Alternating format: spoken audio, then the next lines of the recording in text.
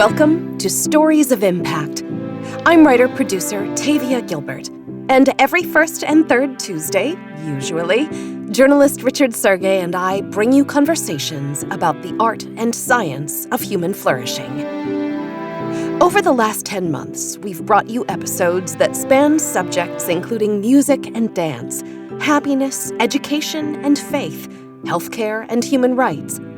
We've learned from experts throughout the world how we can, as one of my dear friends puts it, grow toward the light, increasing our health and well-being, deepening peace and building community.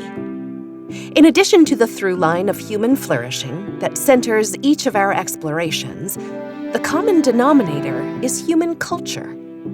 We've learned together that while individual people have agency over many aspects of their own flourishing, for any of us to have the greatest opportunity to flourish and the greatest depth of flourishing, we have to foster cultures that support flourishing for all.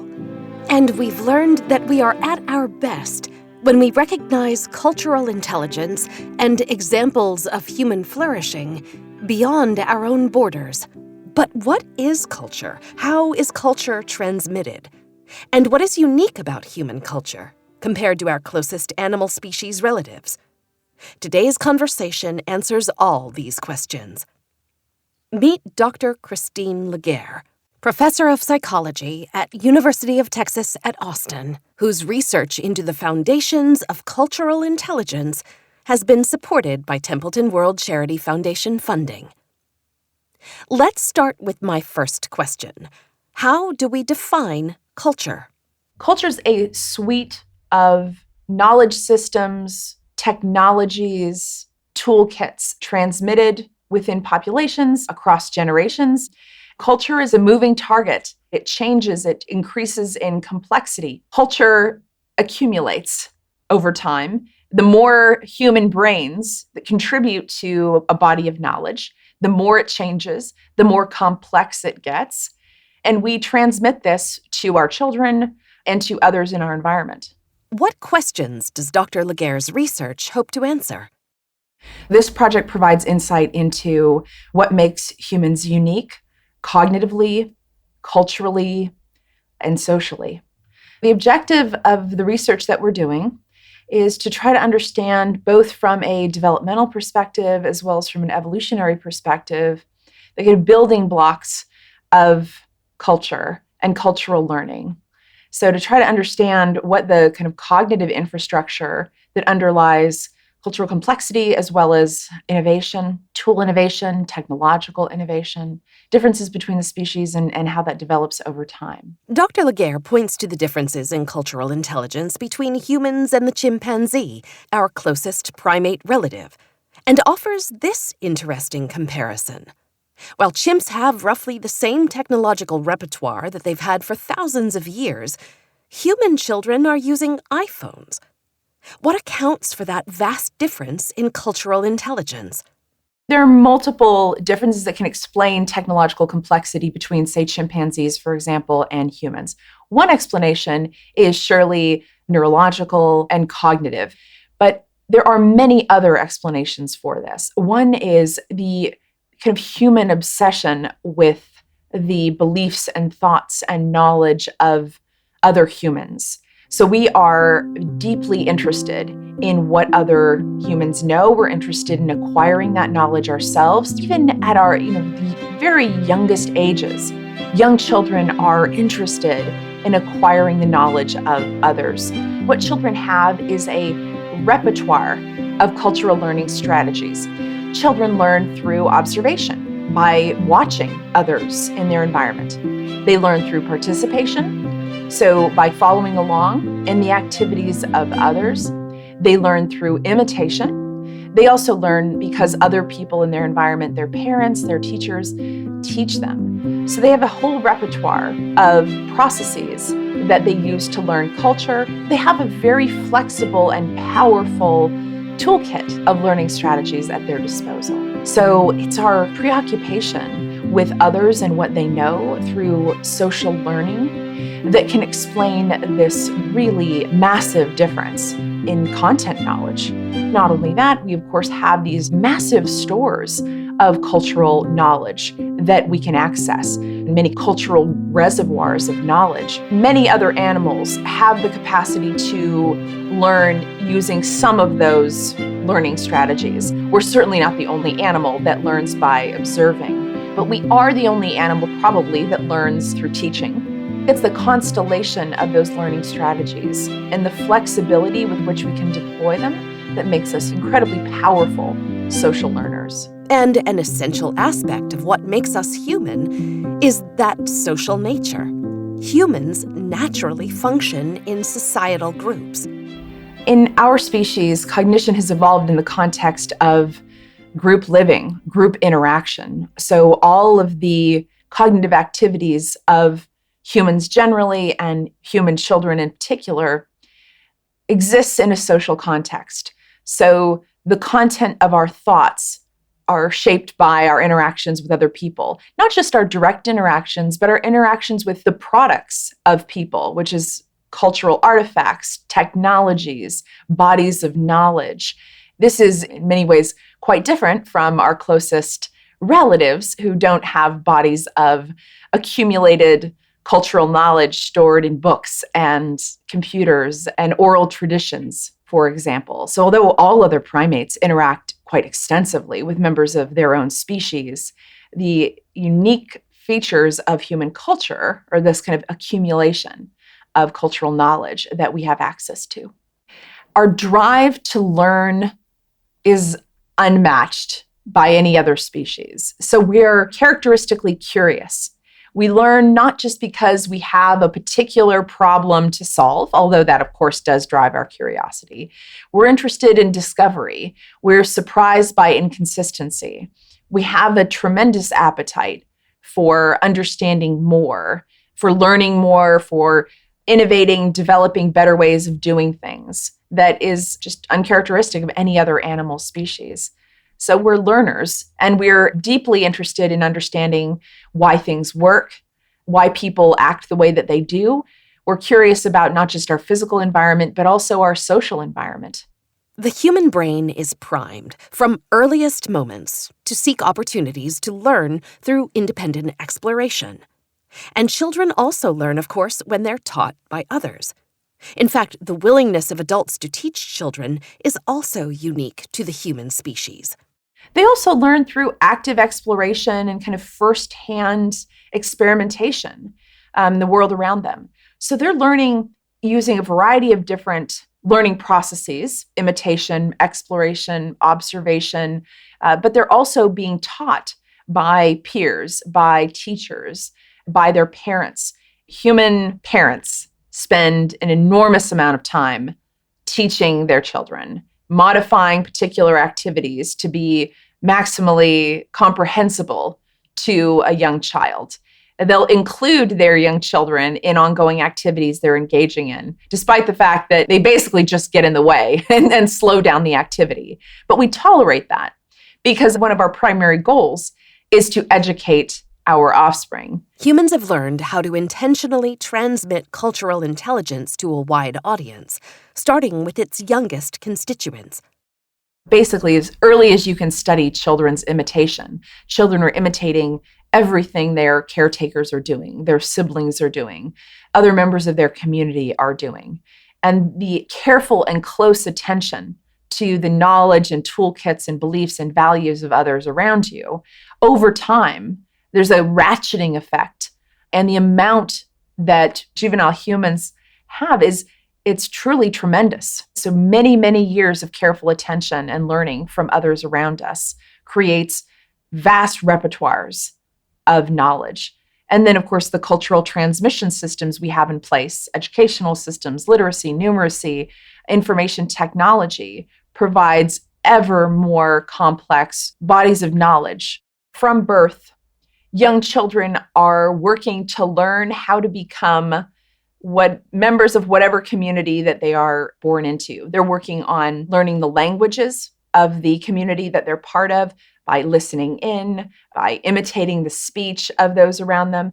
All of the people in their community, from their parents to their siblings, their extended families, their teachers, are putting effort into teaching them and to providing information that is really as kind of optimally structured for them to learn it. That's a big part of what makes human culture exceptional. It's not just that our children are motivated to learn. We're also motivated to spend a lot of time and energy teaching them. There are many people that decide what cultural knowledge is going to be transmitted within a school system. This is everything from the local values of the community, the skills and content knowledge that that particular population, what they value, what will be useful to children as they grow into adulthood. This is very different from what we've seen in any other animal species. Humans do that all the time, and not just for their own children, but for unrelated children. I mean, we've set up cultural transmission systems, which we call schools, that are specifically designed to transmit culture to unrelated children. So it's a complex system that is specifically designed to transmit cultural knowledge. So you have really a perfect system of motivated to learn and motivated to teach. What's most powerful about this perfect system is that the cultural intelligence that is transmitted is cumulative.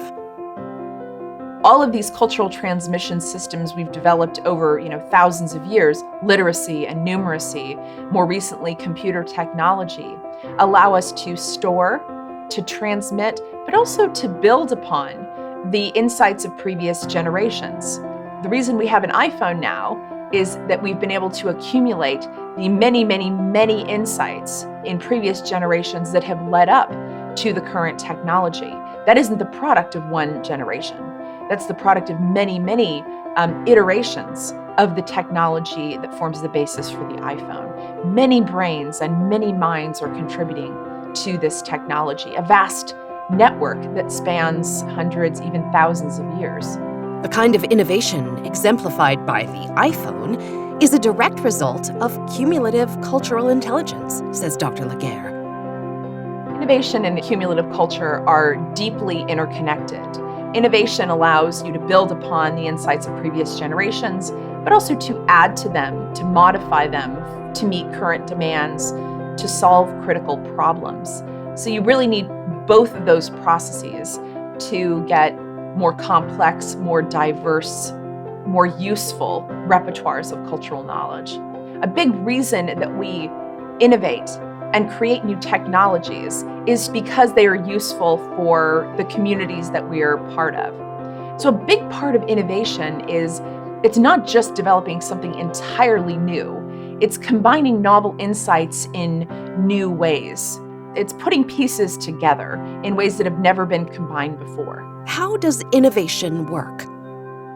Innovation it's a complex process that has at least 3 prongs to it. So the first part of innovation is coming up with something different, something novel.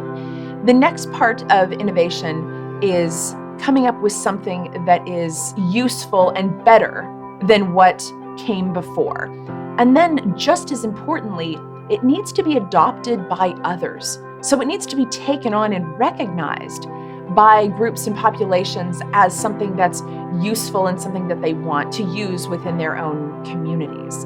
Innovation can occur at the level of an individual, but it most often involves vast communities of people working together to generate new and better ideas. One of the things that you often see in American culture is that we valorize kind of solitary geniuses. And this, in fact, misrepresents the process of scientific discovery.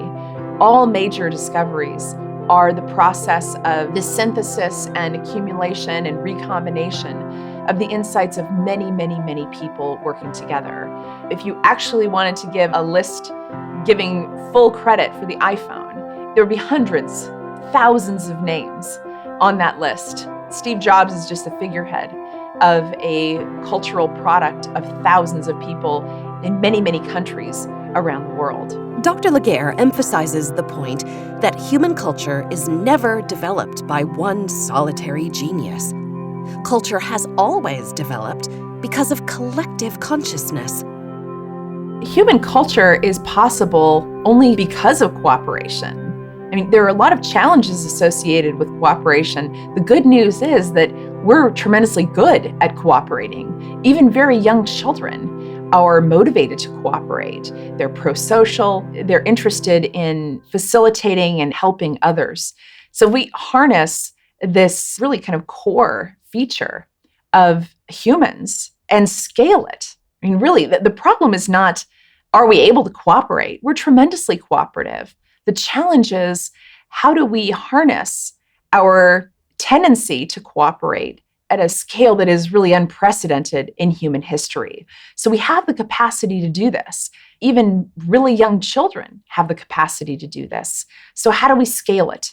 And how do we harness this and kind of build this at a global scale, at a scale that will benefit all human populations and not just a portion of them? But when we innovate around those scientific discoveries, especially when we create disruptive technologies, do we stand to lose more than we gain?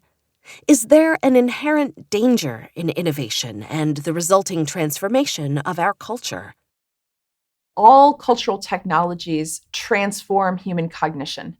They're the product of human intelligence, and the internet certainly transforms how we interact, how we think, how we solve problems, but so does literacy, so does numeracy, so does every cultural technology we've ever developed. I mean, there's tremendous evidence that learning to read transforms the brain, transforms how we process information and what we attend to. The internet, the global kind of technological revolution that we're in the middle of, is absolutely transforming our cognition.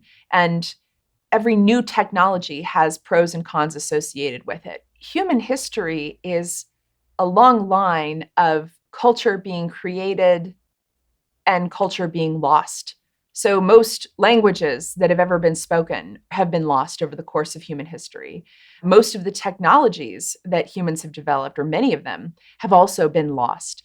So human culture is never static. It never has been static. And creating new systems of knowledge displaces others. And there is loss and there is tragedy associated with that. I mean, currently in this point in human history, we're seeing the loss of tremendous linguistic diversity and cultural diversity.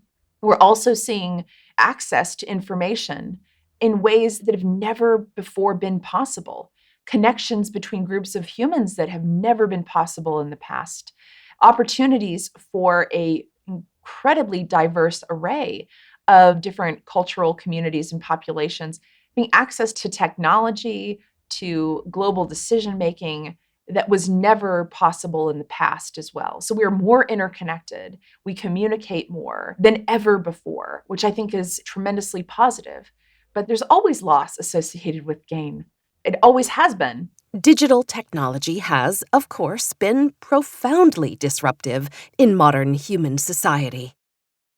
The internet has profound consequences for what cumulative culture looks like now and what it will look like in the future.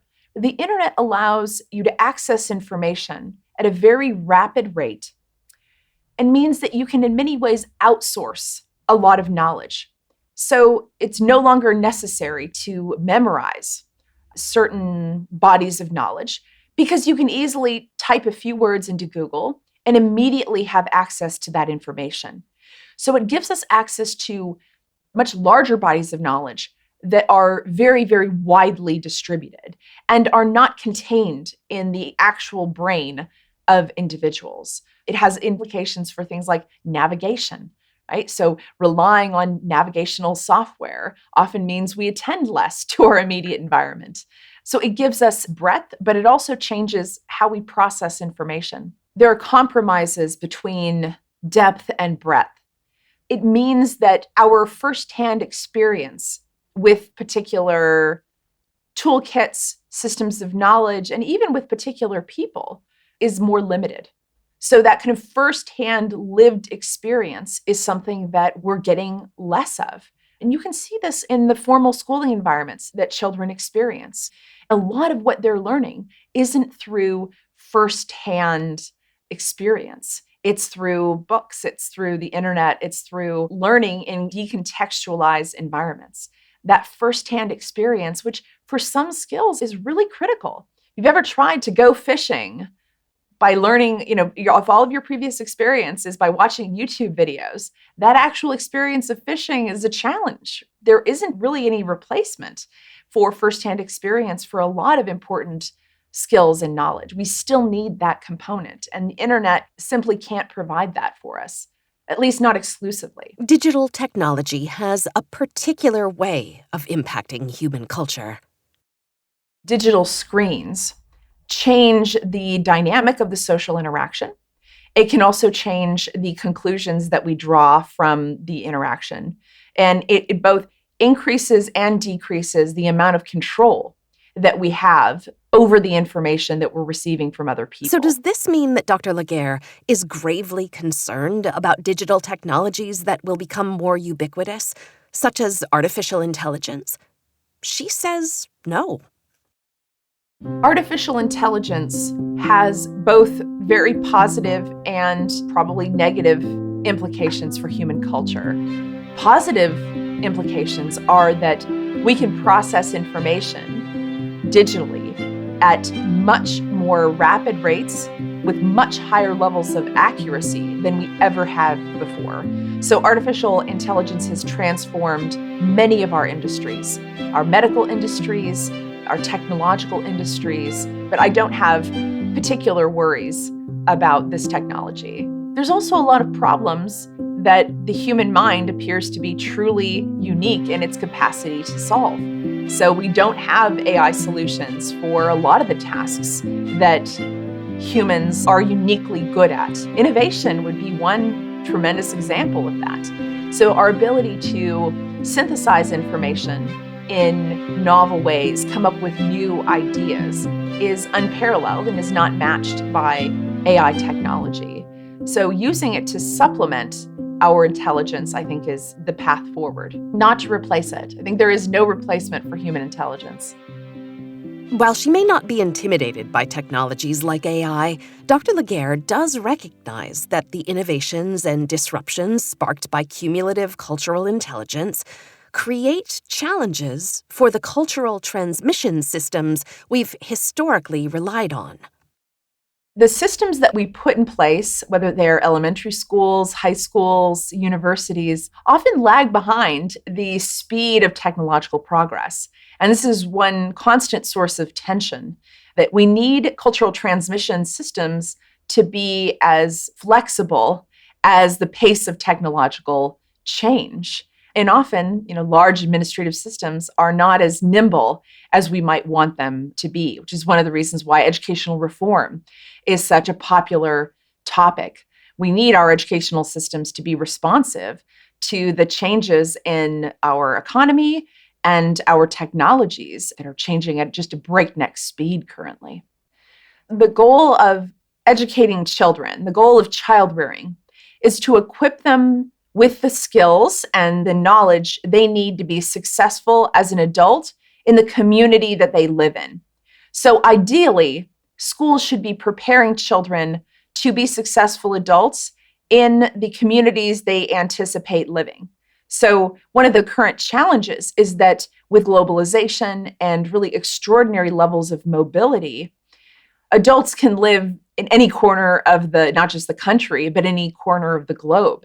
So a big challenge to educational systems is to prepare children to be global citizens, to have a repertoire of learning capacities that will allow them to adapt to really diverse environments that they might live in the future, and to be lifelong learners.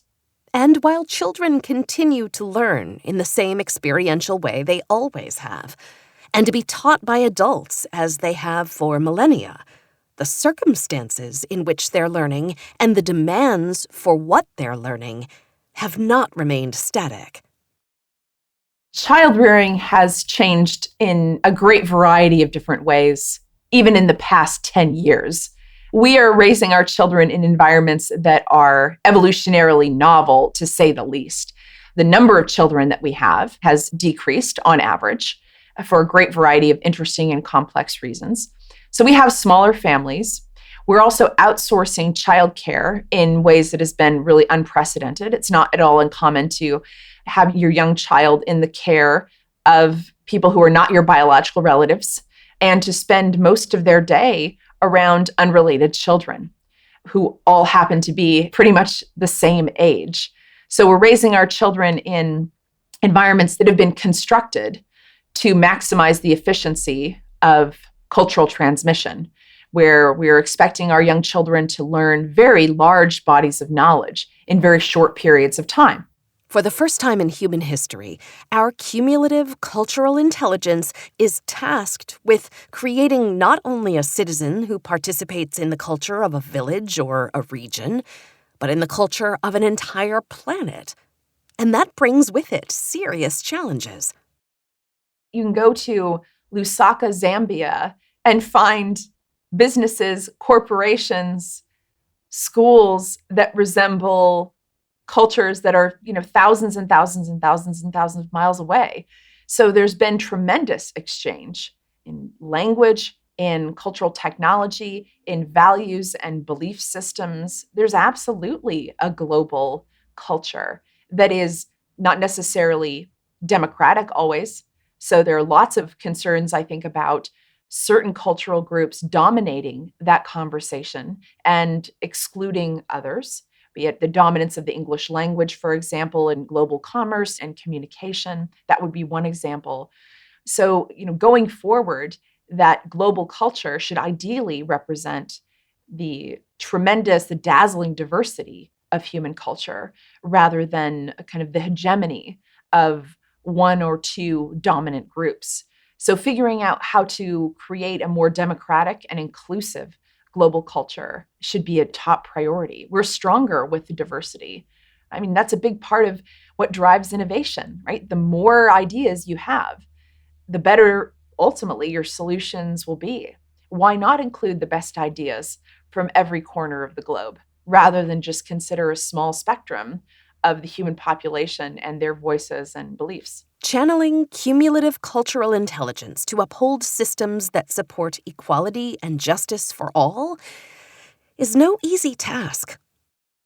A lot of the growing pains associated with modern democracies are bringing to the forefront a lot of the tensions of figuring out how to create a global citizen, what that citizen should look like, what kind of knowledge they should have, what sorts of values that they should have. We're not there yet. We certainly haven't arrived, but never before in the history of the planet have we ever even had that conversation, what a global citizen would be. I think that's exciting times. And I don't worry at all that we haven't arrived at exactly the process for determining that. The fact that we're even having these conversations, I think, is a step in the right direction. The idea of a global citizen has never been a possibility before. Humans evolved in the context of small group living. A lot of our psychology is oriented towards living in relatively small groups. And now our cultural communities are, in some cases, hundreds of millions of other people. So we're at a point in human history where we're creating global culture. And going forward, this process of the global citizen should be more inclusive. It should include and pull from the tremendous strength of cultural diversity. The fact that human culture is more diverse than culture in any other animal species by far is our greatest strength. Pulling from a vast repertoire of technological toolkits, systems of knowledge, languages, diversity of thought, the more we have to pull from, the better our solutions will be, the better our outcomes will be. We will find those solutions if we seek them in the breadth of human cultural intelligence. Creating a global citizen requires pulling from the knowledge systems and toolkits of a great variety of different populations. This is something that humans have never had to grapple with in the past. And there are growing pains associated with constructing identities at the species level rather than the country level or the state level or even the village level. This is a process of creating new identities that we've never had to construct before. Another thing to keep in mind is that we need to create a sustainable human condition that provides the basic needs, basic rights, standard of living that all humans deserve. So providing those basic needs, providing access to the kinds of resources and opportunities that currently only a small portion of our human population have access to, all of those things are necessary to succeed at a fair, inclusive global culture for all people. So the next 10 years are going to require collective action to solve pressing problems that face all of us. So we are increasingly interconnected. We are also increasingly required to work together to tackle problems, everything from climate change to pandemics. The construction of a global human citizen is a work in progress and will require increasing inclusivity, tolerance for diversity, tolerance for working together to harness the very best of human culture to innovate. We need human cultural complexity and innovation to solve pressing problems. And we need the best of human collective intelligence in order to succeed in this enterprise. Is Dr. Legare hopeful that we'll be able to tap into that wellspring of human intelligence and problem solving? Will we succeed in solving our most pressing problems? We are a pragmatic species, and we evolved in the context of small group living. And we also evolved in the context of competition between groups. So a lot of our biases to be altruistic, to be pro-social, to be generous, and to cooperate extend to our in-group. And that is where we spend a lot of our positive energy, is benefiting the small group of people around us. I mean, a big challenge that we have to tackle going forward is extending the in-group to include everyone, and not just those who are ethnically similar, racially similar, religiously similar, linguistically similar, but are similar at the level of our core biology or members of a species, and not just our own species, right? The fact that we've prioritized our own species over other species has led us astray in terms of the health of the planet and preservation of biodiversity. So harnessing the best of our nature in order to inhibit the worst of our nature is critical. I'm absolutely optimistic. What is the alternative to that? We're facing a lot of problems, but humans are creative enough, we're resilient enough to develop solutions. We need to do things differently than we've done before.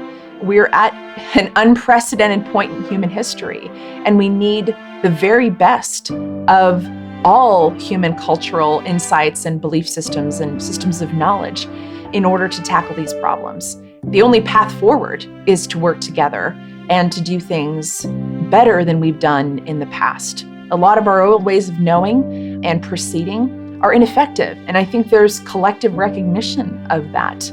Human history goes in one direction, and we need to come up with new and innovative ways of being and being together to solve collective problems, to solve global problems.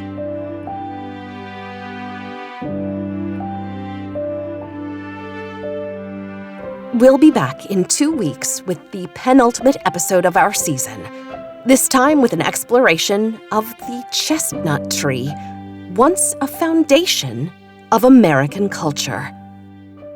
My dad witnessed the entire chestnut story from the time of the healthy chestnut forest. In his midlife, he saw the blight begin to take effect, and he saw the forest without the chestnut. So I grew up hearing these stories all my life, and had a powerful influence on me as I finally realized it wasn't just another tree. This was the foundation of a culture that's not here anymore. So I was always fascinated by the story. I became a forester for 42 years, and early in my career, I could still see the gray ghosts, the old trunks of the old dead chestnut, still standing, almost gazing down at me as I worked in the woods. And I understood why my dad felt so sad about the passing of the tree. When I heard about the American Chestnut Foundation coming along, I joined up. And after my retirement, I'm working full-time, whatever I can do to try to bring this tree back.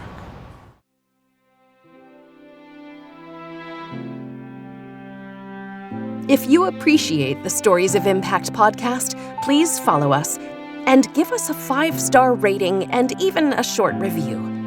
You can find us on Twitter, Instagram, and Facebook, and at storiesofimpact.org. This has been the Stories of Impact podcast with Richard Sergey and Tavia Gilbert. Written and produced by Talkbox Productions and Tavia Gilbert. Senior producer, Katie Flood. Music by Alexander Filipiak. Mix and master by Kayla Elrod. Executive producer, Michelle Cobb. The Stories of Impact podcast is generously supported by Templeton World Charity Foundation.